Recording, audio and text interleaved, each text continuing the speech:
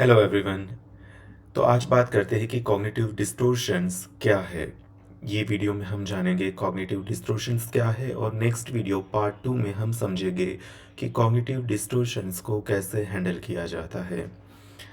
मेरा नाम है डॉक्टर समीर और मैं currently institute of human behaviour and allied sciences Delhi में सीनियर रेजिडेंट हूँ।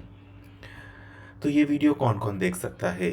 ये video psychiatrist, psychologist, MBBS student, nurse, psychiatric social worker, wellness advisor और पेशेंट्स के केयर गिवर भी देख सकते हैं। ये वीडियो कोई भी इंसान जो मेंटल हेल्थ को समझने में इंटरेस्ट रखता है वो भी देख सकता है, या तो कोई भी इंसान जो किसी को हेल्प करना चाहता है, जिनको मानसिक बीमारी है और उनको हेल्प करना चाहता है, तो वो भी देख सकते हैं। तो कॉग्निटिव डिस्टॉर्शंस हम क्यों समझ रहे हैं, ये जानना पहले तो ज़रूरी है। कॉग्निटिव डिस्टॉर्शंस हम इसलिए समझ रहे हैं ताकि हम कॉग्निटिव मॉडल समझ पाए। कॉग्निटिव मॉडल समझना क्यों ज़रूरी है? कॉग्निटिव मॉडल समझना इसलिए ज़रूरी है ताकि हम कॉग्निटिव बिहेवियर थेरेपी के बारे में समझ पाए, क्योंकि अल्टीमेट हमारा जो मोटिव है, हमारा जो उद्देश्य है, वो है कॉग्निटिव बिहेवियर थेरेपी को समझना और उनको अप्लाई करना। तो कॉग्निटिव बिहेवियर थेरेपी उनको अप्लाई करने के लिए, उनको समझने के लिए कॉग्निटिव मॉडल क्या है वो समझना ज़रूरी है। और कॉग्निटिव मॉडल को समझने का पहला स्टेप है कि हम कॉग्निटिव डिस्टॉर्शंस को समझें। तो इसलिए इस वीडियो में हम देखेंगे कि कॉग्निटिव डिस्टॉर्शंस क्या है। पहले हम मोटा मोटा ये आइडिया लगा लेते हैं कि कॉग्निटिव मॉडल जो है वो क्या है और वो कैसे काम करता है।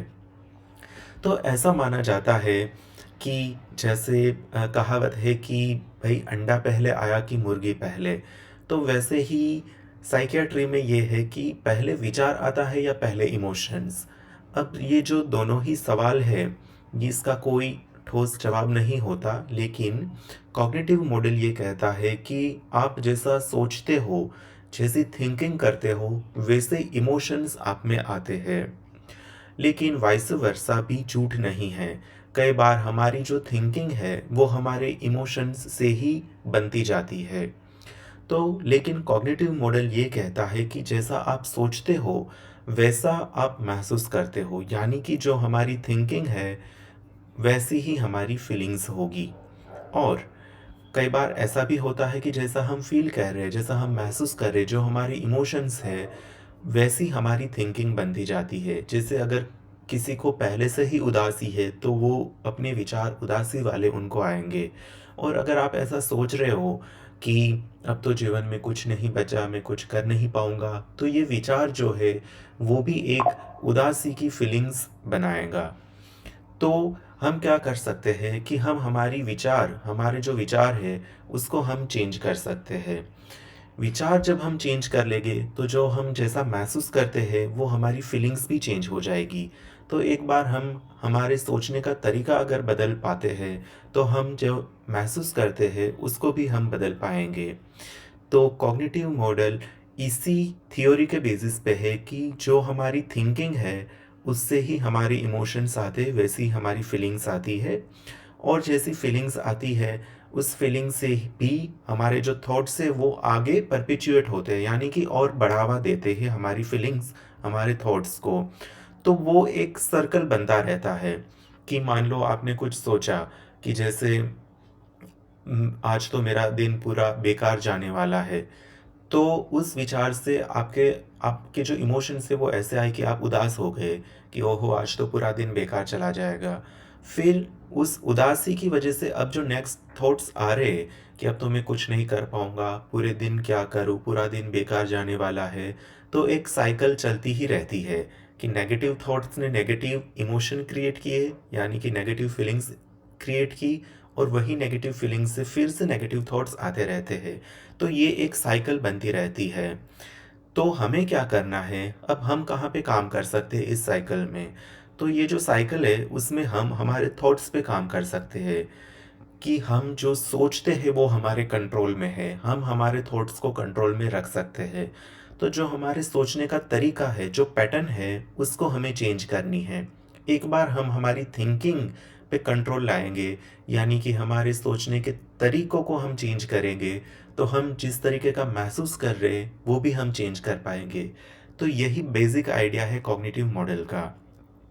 तो जैसे हमारे शास्त्रों में भी कहा गया है कि एक शांत दिमाग ही एक अच्छी सोच कर पाता है, यानी कि काम माइंड कैन थिंक रैशनली। तो एंग्शियस माइंड, जब हम एंग्शियस होते हैं, चिंता होती है, घबराहट होती है, तो बहुत तरीके के फालतू के विचार आते हैं, जो विचार सच नहीं होते लेकिन वो हमें सच लगते हैं। तो जो एंग्शियस माइंड है, anxious mind generates irrational thought that seems realistic, यानी कि एंजाइटी में जो थॉट्स आते हैं वो होते हैं इरेशनल, यानी कि उसका कोई जोड़ नहीं होता, वो सच नहीं होते लेकिन वो लगते हैं कि वो सच है।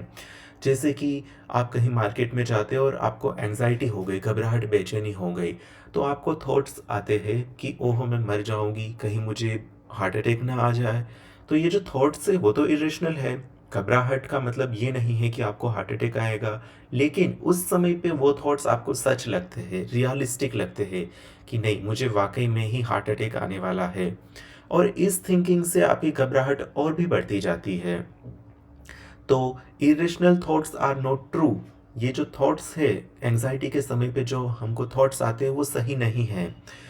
For example, people thinks of extreme when they are anxious, यानी कि जब हम एंजाइटी में होते हैं, घबराहट होती है, तो हम लास्ट तक का सोच लेते हैं। जैसे कि मान लो रिलेशनशिप में आप हो और किसी पार्टनर ने आपका फ़ोन नहीं उठाया, तो एंजाइटी में इरेशनल थॉट्स स्टार्ट हो जाते हैं कि वो तो कहीं बिजी होगा, वो किसी और के साथ होगा, वो तो मुझे प्यार ही नहीं करता, कहीं वो मुझे छोड़ तो नहीं देगा। तो एक्सट्रीम तक हम सोच लेते हैं कि जो शायद पॉसिबल भी नहीं है। तो कॉग्निटिव मॉडल का सबसे पहला स्टेप ये जानना है कि जिस समय आप उदासी महसूस कर रहे हो, एंजाइटी महसूस कर रहे हो, उस समय पर जो थॉट्स आ रहे हैं वो थॉट्स रियलिस्टिक नहीं है, वो थॉट्स सच नहीं है, वो सिर्फ एंजाइटी, डिप्रेशन के इरेशनल थॉट्स है, यानी कि ऑटोमेटिक थॉट्स है। अब हमारे दिमाग में दो तरीके के थॉट्स होते हैं, एक तो ऑटोमेटिक थॉट्स और दूसरा कि लॉजिकल थॉट्स, यानी कि जो हम खुद से सोचते हैं, हम खुद से एक प्रॉब्लम सॉल्विंग की तरफ सोचते हैं, यानी कि गोल डायरेक्टेड सोचते हैं किसी भी एक्टिविटी को लेकर। और दूसरे होते हैं ऑटोमेटिक थॉट्स, जो अपने आप आते हैं, जो हम सोचना नहीं चाहते। तो जब इमोशंस हावी हो जाते हैं, जब आप डिप्रेसिव या तो एंग्शियस फील करते हो, तो ये automatic thoughts, negative thoughts start हो जाते हैं। लेकिन सबसे पहला स्टेप ये जानना ज़रूरी है कि वो रियलिस्टिक नहीं है। अगर आपने ये पहली अवेयरनेस ही डेवलप कर ली कि ये थॉट्स रियलिस्टिक नहीं है, ये मेरी एंजाइटी के थॉट्स है, तो आपने पहला स्टेप सीख लिया है और आपने एंजाइटी को टैकल करने की पहली कदम पार कर ली है। तो अब ये हम समझते हैं कि हेल्दी एंजाइटी क्या है और न्यूरोटिक एंजाइटी क्या है, क्योंकि हमें पता है कि बिना एंजाइटी के ना रहना तो मुश्किल है। एंजाइटी तो होती ही है, हर एक इंसान को छोटी मोटी एंजाइटी होती है। तो हेल्दी एंजाइटी क्या है और न्यूरोटिक एंजाइटी क्या है? अब हेल्दी एंजाइटी तभी होती है जब perception of danger is real. हाँ, तो पहले ये समझते हैं कि एंजाइटी क्या है। एंजाइटी, फ्यूचर में कुछ हो जाएगा, मुझे कुछ हो जाएगा, कुछ बुरा हो जाएगा, कुछ बुरा होने वाला है, ऐसे फ्यूचर के थॉट्स कि कुछ हो जाएगा, तभी हमको एंजाइटी होती है। अगर हम फ्यूचर की चिंता ना करें तो हमें एंजाइटी नहीं होती। लेकिन हेल्दी एंजाइटी में जो डेंजर है वो रियल है कि फ्यूचर में कुछ हो जाएगा, यानी कि आपकी जब एग्ज़ाम आती है तो ऑब्वियसली डर रहेगा कि कहीं मैं एग्ज़ाम में फ़ेल तो ना हो जाऊं, कहीं मेरा परफॉर्मेंस अच्छा तो ना रहे। तो पॉसिबिलिटी है कि आप फेल हो सकते हो, तो वो जो डेंजर है वो रियल है। तो वो जो एंजाइटी हो रही है वो एक हेल्दी एंजाइटी है कि आपको थोड़ी बहुत एंजाइटी होगी तो आप अपनी पढ़ाई शुरू कर दोगे, आप कहीं और टाइम स्पेंड नहीं करोगे और आप पढ़ाई पे ज़्यादा फोकस करोगे। तो एंजाइटी का काम है आपको हेल्प करना, हेल्दी एंजाइटी का, जिसकी वजह से आप अपना जो गोल है वो फुलफ़िल कर पाते हो, आप अपना काम कर पाते हो। अगर आपको एंजाइटी ही नहीं होगी तो आप पढ़ाई ही नहीं करोगे। तो ये जो थॉट्स है वो डिस्टोर्टेड थॉट्स नहीं है, इसमें डेंजर रियल है हेल्थी एंग्जाइटी में कि हाँ वाकई में कुछ हो सकता है। और आपके थॉट्स जो है वो नेगेटिव थॉट्स नहीं है, वो अनरियलिस्टिक नहीं है। अगर एग्ज़ाम में कुछ हो जाएगा तो ज़्यादा से ज़्यादा क्या थॉट्स आते हैं कि मैं फ़ेल हो जाऊँगा, या तो मेरे मार्क्स कम आएँगे, या तो मेरा परफॉर्मेंस ठीक नहीं रहेगा। तो ये डिस्टॉर्टेड थॉट्स नहीं है, ये तो एक पॉसिबल थॉट्स है कि ऐसा भी हो सकता है।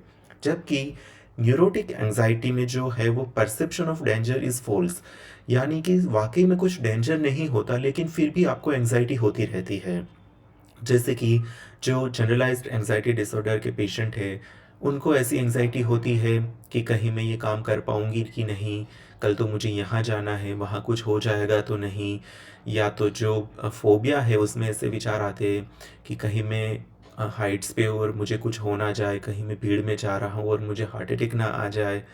तो ये डिस्टॉर्टेड थॉट्स है, इसका कोई प्रूफ नहीं है, ना ही तो ये रियलिस्टिक थॉट्स है, ना ही ऐसा होता है दुनिया में। तो ये एक फॉल्स थॉट्स है। तो न्यूरोटिक एंग्जाइटी के जो थॉट्स है वो डिस्टॉर्टेड थॉट है। और ये जो डिस्टॉर्टेड थॉट्स है जिसकी वजह से हमें एंग्जाइटी होती है, वही है हमारे कॉग्निटिव डिस्टॉर्शंस। उसी को ही कॉग्निटिव डिस्टॉर्शंस कहा जाता है। और वो कॉग्निटिव डिस्टॉर्शंस बहुत सारे तरीके के हो सकते हैं। तो कॉग्निटिव डिस्टॉर्शंस क्या है? Cognitive distortions, they are cognitive errors that makes you feel bad without realistic basis। यानी कि वो एक सोचने की एरर है, हमारे थॉट्स की एरर है। यानी कि हमारे थॉट्स में कुछ गलती है कि जो हमें बुरा महसूस करवाती है, यानी कि या तो डिप्रेस्ड महसूस करवाते हैं वो थॉट्स, या तो एंग्शियस महसूस करवाते हैं, बट उसका कोई रियलिस्टिक बेसिस नहीं होता। इसमें बायस्ड इंटरप्रिटेशन होता है। You think more negative of a neutral stimuli. यानी कि आप मान लीजिए कि कोई एक इंसान है जो मार्केट में जाता है और उसको घबराहट बेचैनी नहीं होती, तो उनको ऐसे विचार नहीं आएंगे कि मुझे मार्केट में जाने से घबराहट हो जाएगी, या तो हार्ट अटैक आ जाएगा, या तो मुझे वहाँ कुछ हो जाए तो कोई मुझे बचाने वाला नहीं होगा। नॉर्मल जिनको न्यूरोटिक एंजाइटी नहीं है उनको ये विचार नहीं आएंगे। लेकिन जिनको ये न्यूरोटिक एंजाइटी है उनको यही विचार आते रहेंगे और वो उसी विचारों पे फोकस करेगा। वो पॉजिटिव विचार सोच नहीं पाएगा कि आज तक तो मुझे कुछ हुआ नहीं, दूसरे लोगों को भी मार्केट में जाने से कभी हार्ट अटैक नहीं आया, दूसरे लोगों को भी कुछ ऐसी बीमारी तो नहीं हो गई। तो दूसरी जो पॉजिटिव साइड है वो सोच ही नहीं पाते। ये कॉग्निटिव डिस्टॉर्शंस है कि जो आपको नेगेटिव साइड की तरफ ही खींचता रहता है। ये ऑटोमेटिक थॉट्स से जैसे हमने बात की कि जब हम एंग्शियस या तो डिप्रेस्ड है तो ये अपने आप थॉट्स आते हैं, ऐसा नहीं है कि हम इसे जानबूझकर सोचने वाले हैं। ये मैलएडेप्टिव्स होते हैं, यानी कि ये आपके इमोशनल स्टेट, आप कैसा महसूस करते हो उसको डिस्टर्ब कर देता है। जब ऐसे थॉट्स आते हैं तो आप डिप्रेस्ड या तो एंग्शियस फील करते हो। तो कॉग्निटिव डिस्टॉर्शंस के बहुत सारे कैटेगरीज है, जैसे कि all or none thinking, over generalisation, mental filter, discounting the positive, jumping to conclusion, mind reading, fortune telling, magnification and minimisation, emotional reasoning, should statement and labelling, blaming to self and others. तो अब हम देखते हैं कि इनका मतलब क्या है। हम एग्जाम्पल से ही समझेंगे तभी ये चीज़ें समझ में आएगी। जैसे कि एक सिनारियो है, यहाँ पे एक इवेंट है जिसको हम समझते हैं कि ये इवेंट क्या है और उसमें कॉग्निटिव डिस्टॉर्शंस क्या क्या छुपे हुए हैं। तो जो कोई मिसेस ए है, कोई महिला है, Mrs A husband was outside for some new work, he got too busy with it and forget to answer her calls. Mrs. A started thinking that he doesn't love her. If he cared about her, he would have answered her call. He is a bad person and careless, and he does this all the time. I can't change him. He must be having a good time with someone else. यानी कि Mrs A के husband बाहर कुछ काम से गए हैं। उनके हस्बैंड बहुत ही ज़्यादा बिजी हो गए कि वो मिसेस ए यानी कि अपनी वाइफ के कॉल बैक करना भूल जाते हैं। उसके बाद वाइफ सोचती है कि वो तो मुझे प्यार ही नहीं करता, वो मेरी परवाह नहीं करता, अगर वो मेरी परवाह करता तो उसने मेरे कॉल का आंसर किया होता। वो बहुत ही बुरा इंसान है और केयरलेस इंसान है, यानी कि वो बिल्कुल भी परवाह नहीं करता। और ये हर समय का अब हो गया है, ये हर बार ही ऐसा करता है। मैं इसको बदल नहीं पा रही। ये मुझे लगता है कि शायद किसी और के साथ समय बिता रहा होगा। तो अब ये जो सिनेरियो है इसमें कुछ-कुछ थॉट्स है कि जो कॉग्निटिव डिस्टॉर्शंस हैं।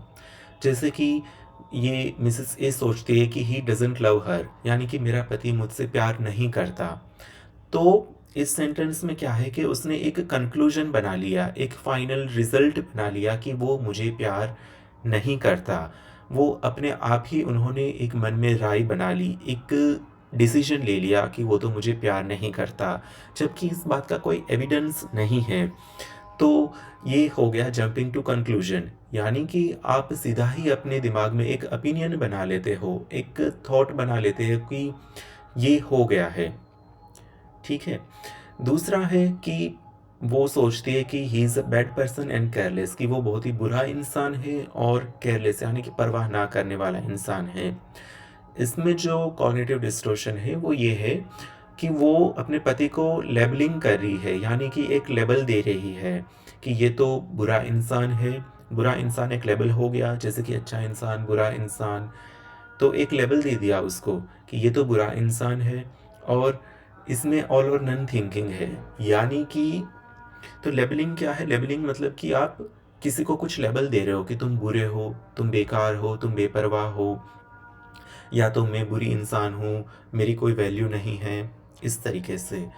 ऑल और नन थिंकिंग क्या है कि कोई भी इवेंट है या तो कोई भी विचार है, उसकी दो ही पॉसिबिलिटी आप रखते हो, यानी कि ये है या तो वो नहीं है। यानी कि कोई इंसान बुरा है या तो बिल्कुल ही अच्छा है, या तो बिल्कुल ही बेकार है या तो बिल्कुल ही अच्छा है, या तो मैं बिल्कुल ही अच्छा हूँ या तो बिल्कुल ही बेकार हूँ, या तो आज का दिन बिल्कुल ही अच्छा जाएगा या तो बिल्कुल ही बेकार जाएगा, यानी कि एक ऑपोजिट डायरेक्शन, या तो बिल्कुल ही अच्छा या तो बिल्कुल ही बेकार। बीच की कोई पॉसिबिलिटी ही नहीं होती ऑल और नन थिंकिंग में। तो इसमें इनकी वाइफ जो कह रही है कि ये तो बुरा इंसान है, यानी कि उसने पूरा का पूरा उसको एक कॉल ना उठाने पे बुरा बता दिया, यानी कि दूसरी चांस ही नहीं दी कि वो अच्छा भी हो सकता है। तो ये हो गई ऑल और नन थिंकिंग और लेबलिंग। तो ऐसा भी ज़रूरी नहीं कि जो एक थॉट है वो कॉग्निटिव डिस्टॉर्शंस की कोई एक ही कैटेगरी का होगा। कई बार ऐसा होता है कि जो एक थॉट से वो शायद 10 की 10 कॉग्निटिव डिस्टॉर्शंस की कैटेगरी में आ सकता है। फिर वो सोचती है कि he does this all the time, यानी कि वो सोचती है कि ये तो हर बार ही ऐसा करता है। हर बार ही करना, उसने एक इवेंट को, एक कॉल ना उठाया, उसको हर बार करना, यानी कि बहुत बड़ा बताया, यानी कि ओवर जनरलाइज़ किया इस बात को। तो ओवर जनरलाइज़ेशन ये है कि जब आप किसी एक चीज़ को ओवर जनरलाइज़ कर देते हो, यानी कि उसे हर एक चीज़ से जोड़ देते हो कि एक कॉल ना उठाया तो जोड़ दिया कि ये तो कभी भी कॉल नहीं उठाता। अगर एक बार झूठ बोला होता तो बोलता है कि ये तो हर बार ही झूठ बोलता है। तो इसको कहते हैं over generalization. He must be having a good time with someone else, ये फिर से सोचती है कि वो तो शायद किसी और के साथ समय बिता रहा होगा। तो इसमें भी एक कंक्लूजन बना लिया है, एक ओपिनियन बना लिया है कि वो तो करता ही होगा। तो जंपिंग टू कंक्लूजन हो गया ये भी फिर से। तो आप देख सकते हो कि एक ही ये जो वो सोच रही है इनकी वाइफ, उसमें कितने सारे कॉग्निटिव डिस्टॉर्शंस है। ये कॉग्निटिव डिस्टॉर्शंस की इम्पोर्टेंस क्या है वो हम पार्ट 2 में समझने वाले हैं। पार्ट 1 में सिर्फ हम ये चीज़ सीख रहे हैं कि कॉग्निटिव डिस्टॉर्शंस को आइडेंटिफाई कैसे करना है। दूसरा एग्जाम्पल है, it was a busy day, you were managing multiple calls in your office. In one task, you forgot to ask your senior's opinion. Your senior told you that it would have been better if you had discussed it with him. At the end of the day, you felt that you did not perform well. What you had made a mistake, that you had made a mistake, and that it was a bad performance. You thought that your boss would think that you were not competent enough and that he would give you an average appraisal. यानी कि एक बहुत ही busy दिन, एक बहुत ही व्यस्त दिन पे आप अपनी ऑफ़िस में काम कर रहे हो और आप बहुत सारे काम कर रहे हो, जिसमें कोई एक काम में आप अपने सीनियर की राय लेना भूल जाते हो। उसके बाद आपके सीनियर आपको बताते हैं कि आपने इसमें पूछ लिया होता मुझसे तो अच्छा रहता। जब आप घर जाते हो काम छोड़ के तो आप सोचते हो कि मैंने अच्छा काम नहीं किया, मैंने मिस्टेक कर दी कि मैंने अपने सीनियर से नहीं पूछा और मेरे आज के दिन का जो परफॉर्मेंस था वो खराब रहा। आप सोचते हो कि आपके बॉस आपके बारे में सोचेंगे कि ये इंसान कॉम्पिटेंट नहीं है, यानी कि ये अच्छे से काम नहीं कर पा रहा, और आप सोचते हो कि आपका बॉस आपको अच्छा सा अप्रेज़ल नहीं देगा, यानी कि अच्छी कंडक्ट नहीं बताएगा आपकी। तो इसमें देखते हैं कि कॉग्निटिव डिस्टॉर्शंस कहाँ है। पहले ये सोचते हैं कि ये you did not perform well, यानी कि आपने सही काम नहीं किया। आपने पूरे दिन काम किया है, आपने सिर्फ़ एक इवेंट पे अपने सीनियर की राय लेना भूल गए हो, तो आप उसी नेगेटिव पॉइंट पे फ़ोकस कर रहे हो। आपने पूरे दिन जो अच्छे काम किए हैं, उसको तो आपने डिस्काउंट ही कर दिया, उसको आपने वैल्यू ही नहीं दी। तो ये जो कॉग्निटिव डिस्टॉर्शन है, ये डिस्काउंटिंग द पॉज़िटिव, यानी कि हम पॉज़िटिव चीज़ों को छोड़ देते हैं और जो एक नेगेटिव चीज़ होती है, उसको पकड़ के उस पे बैठ जाते हैं। दूसरा है कि वो कह रहा है कि मेरे आज के दिन का जो परफ़ॉर्मेंस था, वो ख़राब रहा। तो इसमें भी डिस्काउंटिंग द पॉजिटिव है, यानी कि वो अपनी जो पॉजिटिव बातें हैं उस पे फोकस ही नहीं कर रहा, जो पॉजिटिव्स काम किए हैं, दिन के अच्छे काम किए, उस पे फोकस ही नहीं कर रहा, और एक मेंटल फिल्टर लग गया है। मेंटल फिल्टर क्या होता है कि जब आपका इमोशनल स्टेट, यानी कि अगर आप उदास हो तो फिर आप उदासी वाली चीज़ें ही, नेगेटिव चीज़ें ही देखोगे। अगर आप एंग्ज़ियस हो तो जहाँ-जहाँ पर खतरा है वही चीज़ आप देख पाओगे। ब मतलब कि एक फ़िल्टर लग गया है आँखों के सामने कि जो आप देखना चाह रहे हो वही दिखेगा आपको। तो इसमें जो एक मिस्टेक की है, उसकी वज़ह से उनको बुरा महसूस हो रहा है और उसकी वज़ह से उनको सारी चीज़ों में अब बुराई ही दिख रही है। तो ये एक मेंटल फ़िल्टर लग गया।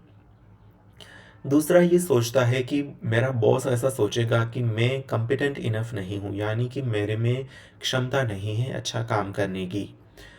तो बॉस ऐसा सोच रहा है, यानी कि बॉस ने ऐसा सोचा होगा।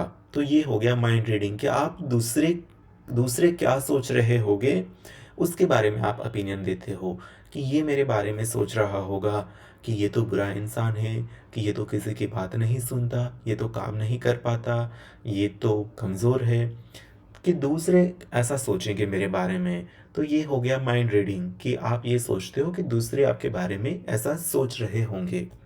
तो ये माइंड रीडिंग हो गया। और फिर ये इंसान सोचता है कि आज ये जो गलती हुई है मुझसे, तो अब मेरा बॉस मुझे एक एवरेज अप्रेज़ल देगा, यानी कि मुझे अच्छे मार्क्स, यानी कि अच्छा कंडक्ट नहीं देगा। तो ये हो गया फॉर्च्यून टेलिंग, यानी कि आप सोचते हो कि भविष्य में अब ऐसा होगा, भविष्य में ये हो सकता है। तो ये हो गया फॉर्च्यून टेलिंग, यानी कि आप खुद को बताते हो कि अब ऐसा होगा, अब कुछ बुरा होगा, या तो अब वो मुझसे ब्रेकअप कर लेगा, अब वो मेरे साथ ऐसा करेगा। तो ये हो गया फॉर्च्यून टेलिंग, यानी कि जब आप फ्यूचर के बारे में सोचते हो कि फ्यूचर में ये हो जाएगा। तीसरा एग्ज़ाम्पल है जिसमें हम देखते हैं कि इमोशनल रीज़निंग क्या है, शुड स्टेटमेंट क्या है और लेबलिंग क्या है। So today my boss at the office shouted at me and I felt really bad. I was about to cry. I started thinking, why do I always cry? I should not cry. Am I a weak person? I don't know how to handle situations. I feel like I have nobody and that I'm all alone. इसका मतलब है कि आज office में boss ने मेरे पे चिल्लाया और उससे मुझे बहुत ही बुरा लगा। मुझे रोना आ रहा था और फिर मैं सोचने लग गया कि मैं हमेशा रोता क्यों हूँ? मुझे रोना नहीं चाहिए। क्या मैं एक कमज़ोर इंसान हूँ? क्या मुझे पता नहीं कि सिचुएशंस को कैसे हैंडल करना है? मुझे ऐसा महसूस हो रहा है कि मेरे पास कोई नहीं है और मैं अकेला हूँ। तो अब ये जो इवेंट है, इसमें क्या होता है कि बॉस उस इंसान पे चिल्लाता है, उसकी वज़ह से उसको बुरा लगता है। तो उनको चिल्लाने की वज़ह से बुरा लग गया। अब बाकी के जो सारे थॉट्स हैं, वो उनकी इमोशंस के बेसिस पे है, यानी कि वो बुरा महसूस कर रहा है, तो अब आगे के जो विचार उनको आ रहे हैं, वो सारे बुरे-बुरे आ रहे हैं। तो ये इमोशनल रीजनिंग हो गई कि आपके जो थॉट्स है वो आपके इमोशंस से ही एक्सप्लेन करते हो। यानी कि आपको बुरा लग रहा है तो बाकी के थॉट्स जो है वो आपको उसी बेसिस पे आप एक्सप्लेन कर रहे हो, इमोशनल रीजनिंग। शुड स्टेटमेंट भी है इसमें, वो सोचता है कि आई शुड नॉट क्राई। जब शुड आ जाता है तो बहुत सारे इमोशंस आ जाते हैं, उसको मेरे साथ ऐसा नहीं करना चाहिए था, तो आपको गुस्सा आएगा, मुझे रोना नहीं चाहिए, आप और उदास हो जाओगे कि क्या मैं कमज़ोर इंसान हूँ। और इसमें लेबलिंग भी है, यानी कि वो ऐसा कह रहा है कि क्या मैं एक कमज़ोर इंसान हूँ, यानी कि वो खुद को एक लेबल दे रहा है कि कमज़ोर इंसान। अब कमज़ोर इंसान की कोई डेफिनेशन तो है नहीं, तो ये एक लेबलिंग हो गया, कॉग्निटिव डिस्टोर्शन। चौथा जो एग्जाम्पल है उसमें हम समझते हैं कि ब्लेमिंग क्या है। ब्लेमिंग है कि you made a mistake while cooking. You made the food too salty. Your husband told you it was too salty and you started thinking that it was your fault and that you had ruined his day. He began to feel that you are not a good partner. Then you remembered that your friend had called you while you were cooking, and while talking to her, you accidentally added extra salt to the food and you blame her. यानी कि आप खाना बना रहे हो और आपने खाने में कुछ मिस्टेक कर दी, आपने नमक ज़्यादा डाल दिया, सॉल्ट ज़्यादा डाल दिया। उसके बाद आपके हस्बैंड खाना खाने बैठते हैं और वो कहते हैं कि ये तो काफ़ी ज़्यादा सॉल्टी हो गया है, इसमें नमक ज़्यादा हो गया है। फिर आप सोचते हो कि ये तो मेरी गलती है और मैंने मेरे पति का पूरा दिन बेकार कर दिया। आप ऐसा महसूस करने लगते हो कि मैं एक अच्छा पार्टनर नहीं हूँ। फिर आपको याद आता है कि जब मैं खाना बना रही थी तब मेरे फ्रेंड का कॉल आया और उसकी वजह से मैंने गलती से नमक ज़्यादा डाल दिया, और आप कहते हो कि जो गलती हुई है वो उसकी वजह से हुई है।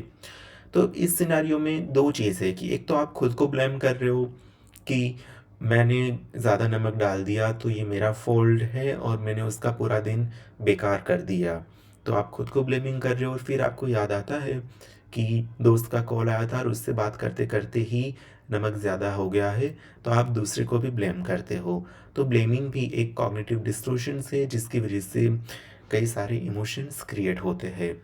तो इस वीडियो में हमने देखा एग्जाम्पल से कि कॉग्निटिव डिस्टॉर्शंस क्या क्या है और cognitive distortions day to day हमारी थिंकिंग में कैसे छुपे हुए हैं।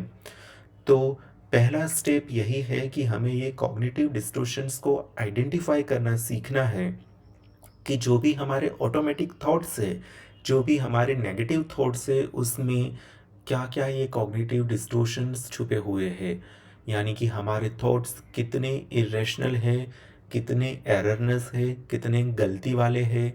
जब हम ये अवेयरनेस लाएंगे कि हमारे थॉट्स एररनेस है, हमारे थॉट्स रियलिस्टिक नहीं हैं, वही पहला स्टेप है, और उधर ही आपकी डिप्रेशन एंजाइटी काफ़ी कम हो जाएगी और आप दूसरे स्टेप की तरफ आगे बढ़ पाओगे कि ये जो नेगेटिव थॉट थे उसको पॉजिटिव में कैसे चेंज करना है। तो कॉग्निटिव डिस्टॉर्शंस कॉग्निटिव मॉडल को समझने के लिए ज़रूरी है और cognitive model cognitive behaviour therapy को समझने के लिए ज़रूरी है। तो हमने इस वीडियो में कॉग्निटिव डिस्टॉर्शंस को समझा, और पार्ट टू में हम ये समझने वाले हैं कि कॉग्निटिव डिस्टॉर्शंस को कॉग्निटिव बिहेवियर थेरेपी में कैसे अप्लाई करना है और कॉग्निटिव बिहेवियर थेरेपी में आगे कैसे बढ़ना है, ये हम समझेंगे। Thank you so much for watching video. आप मेरी यूट्यूब चैनल को शेयर कर सकते हैं, लाइक कर सकते हैं, सब्सक्राइब कर सकते हैं। Thank you for watching the video.